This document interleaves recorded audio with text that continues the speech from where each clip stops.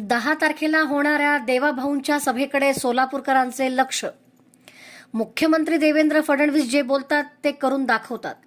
याचा अनुभव सोलापूरकरांनी वेळोवेळी घेतला आहे. उजनी ते सोलापूर दुहेरी जलवाहिनी, विमानसेवा आणि आयटी पार्क नंतर आता देवाभाऊ सोलापूरकरांना आणखी काय देणार याकडे सर्वांचे लक्ष लागले आहे. 10 जानेवारी रोजी हरिभाई देवकरण प्रशालेच्या मैदानावर मुख्यमंत्री देवेंद्र फडणवीस यांची जाहीर सभा होणार असून सोलापूरमध्ये या सभेची जोरदार चर्चा सुरू आहे. सोलापूरच्या पाणी प्रश्नासाठी 892 कोटींचा निधी देत उजनी ते सोलापूर दुहेरी पाईपलाईन मंजूर करण्यात आली.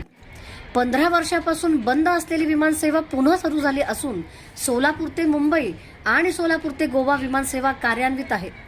आयटी पार्कच्या घोषणेनंतर अवघ्या काही महिन्यात काम सुरू झाले असून यामुळे हजारो तरुणांना रोजगार मिळणार आहे.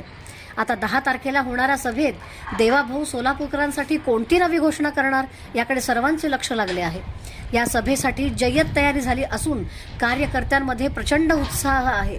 सोलापूरच्या विकासाचे नवे पर्व या सभेतून सुरू होणार अशी अपेक्षा व्यक्त केली जात आहे.